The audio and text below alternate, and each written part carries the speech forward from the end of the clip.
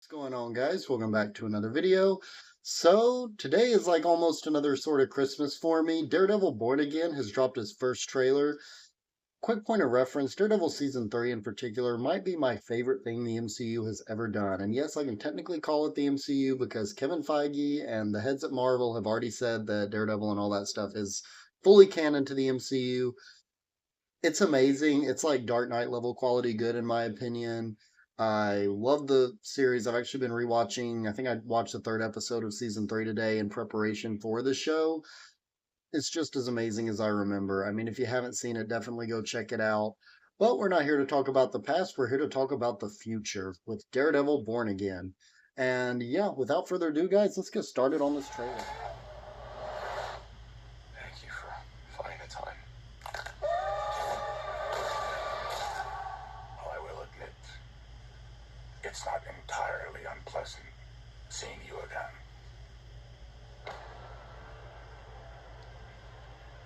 A lot of time has passed. By the look of it, you've come up in the world. I could say the same about you. The mayor serves his city. I can see you're not entirely convinced. Can you blame me? I can't shake the feeling that you're gaming the system. Why did you stop being a vigilante? The line was crossed.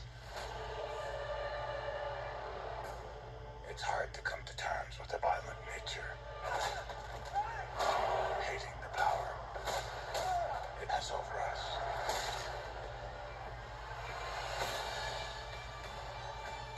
The city can't go unchecked.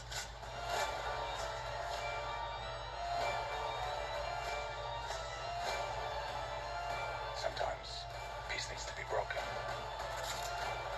The chaos must reign. Let's go. Am I putting the hatchet down? I was raised to believe in grace.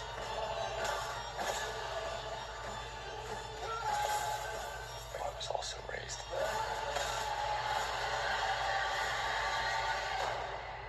to believe in retribution.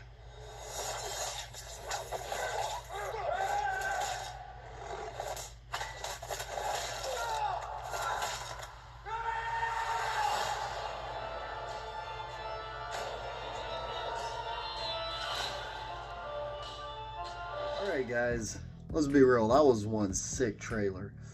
Uh, yeah, I mean, I think this was more or less the trailer. I'd seen like a leaked D23 trailer a few months back. It was, again, really like small, very bad, like the visual images or whatever was really small. The camera work wasn't that great. It was like obviously filmed on an iPhone, could barely even make out what they were saying. So, really, I was like basically watching this like for the first time. I mean, I remember kind of the Punisher scene, with him with the axe and like the full on beard, but just seeing that like in person in full HD, so great seeing John Bernthal back. And yeah, I mean, you got Charlie Cox. It kind of makes me wonder the line where he's talking about where Kingpin's talking to Matt Murdock and he's telling him, why aren't you a vigilante anymore? And Daredevil says the line was crossed. And then you see like the mask falling off what looks like the top of a building. I wonder if Daredevil actually killed somebody in the show. I don't know. There's no like rumor source or anything I'm going off of. But I can't help but wonder if that's kind of the route that they may or may not be going down. Because, yeah, I mean, what else would really make sense in the context of that sentence? And if they do go that route, I know it might be divisive for some fans, but for me, I think I would actually really dig it. I think it would be something really unique and really take that character in a direction that we haven't seen him gone in or go about, I guess. Yeah, and I mean, of course, Vincent D'Onofrio's back, great as ever, just as intimidating as he, well, appears to be just as intimidating, I guess you could say, as he was in the Netflix series. And we get to see Karen. I think we saw like a shot of Foggy Nelson. All these characters coming back, which was amazing. Muse and White Tiger got brief shots of them. They look really amazing as well. In particular, I'm very excited to see what they're going to do with Muse, who is such, like, if y'all know the comics lore, he's such a very creepy, macabre villain. And of course, all this is remiss without pointing out Charlie Cox's performance as Daredevil. I mean, he's fantastic. He's one of the best casting choices of all time, in my opinion, right up there with the likes of like RDJ as Iron Man, Chris Evans Captain America, like the upper pantheon, I guess you could say, upper tier Marvel characters. He's right up there with the best of the best. And yeah, I mean, overall, this was just kind of everything that I really hoped this show would be. I did have my doubts because I guess I'll say this real quickly. Those of you who don't know, but originally the show was supposed to come out like last spring or summer or something like that. But during the writer's strike, when everything was being filmed, Kevin Feige was like, you know what, this isn't really working. This isn't up to the standards that we need it to be. There were rumors as well that this wasn't going to be like fully canon, like some parts of the Netflix show were and other parts weren't. And it seems like they were just basically trying to overcomplicate things. So I think essentially they were like, you know what, why are we trying to avoid what everybody loved about the first 3 seasons? Let's embrace that. Let's essentially make this a season 4.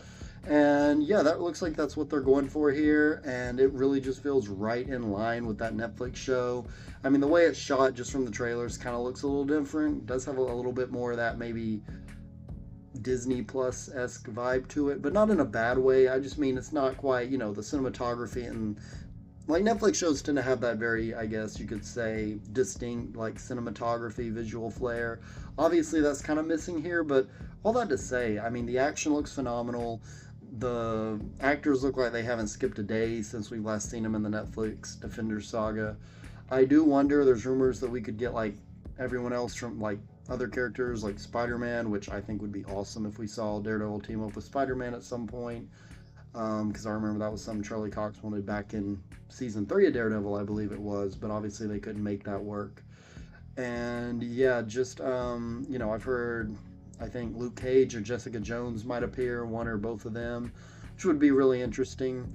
So yeah, overall, this trailer gave me everything I wanted out of wherever every hope that I had, I guess, for Daredevil Born Again was really validated watching this trailer. And again, we've seen trailers, great trailers to really crappy, shows or movies. And we've seen crappy trailers or subpar trailers to excellent shows and movies.